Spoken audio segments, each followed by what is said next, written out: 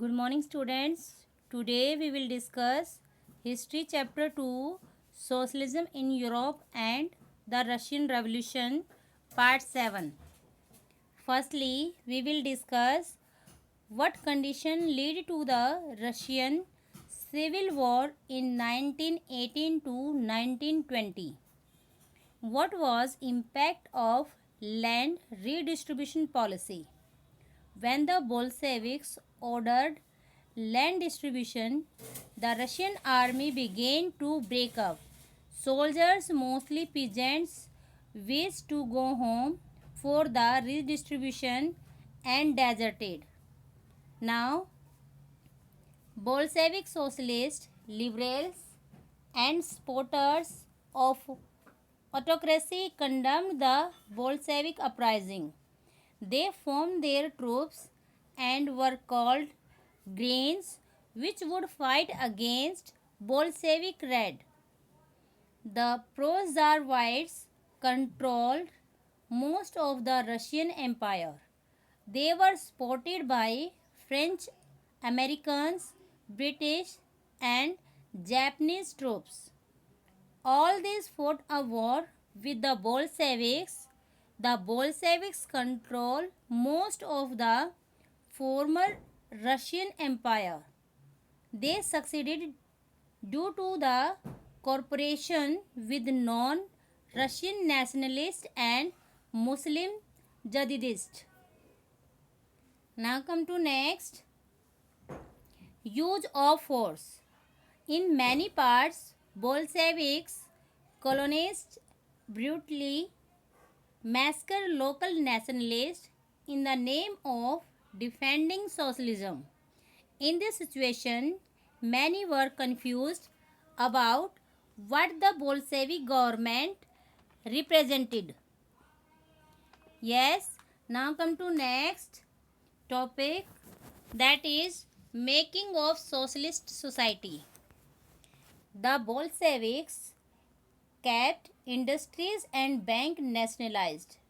During the Civil War, a process of centralized planning was introduced, like 5-year plans. During the first two plans, the government fixed the prices. Now next, rapid construction and industrialization started. Rapid construction led to poor working conditions. Workers lived hard lives and the result was 550 stoppages of work in the first year alone. Now, schooling system and extending schooling system developed. There were opened many universities for factory workers and peasants. Creches were established in factories for the children of women workers. Cheap health care was provided. Model living quarters were set up for workers. Yes, now next topic, Stalinism and collectivization.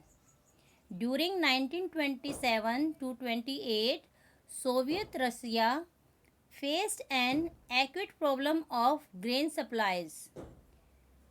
Stalin introduced farm emergency measures after death of Lenin. Stalin believed that rich peasants and traders stocked supplies to create shortage of grains. To develop modern farms and run the alone industry lines with the machinery, it was necessary to eliminate kolakas, take away land from peasants and establish state-controlled large farms. Kulakas means well-to-do peasants of Russia. Now next, collectivization program. From 1929, the government forced all peasants to cultivate in collective farms. Peasants worked on the land and kolkhoz profit was shared. Kolkhoz means collective farms. Enraged peasants resisted the authorities and destroyed their livestock. Due to bad harvest of 1930 to 1933, over 4 million people died. Next topic is the global influence of the Russian Revolution and the USSR. USSR means the Union of Soviet Socialist Republics. In many countries, communist parties were formed. For example, the Communist Party of Great Britain. It gave the world a new economic system known as socialism. The Bolshevik encouraged colonial people to follow their experiment. Many non-Russian from outside the USSR participated in the Conference of Peoples of the East and the Bolshevik founded Comintern. By the time of the Second World War, bloc socialism had acquired a global face. The USSR became a great power in the world. Its industries and agriculture had developed. By the end of the 20th century, the image of USSR as a socialist country had declined. Yet, its socialist ideals were respected.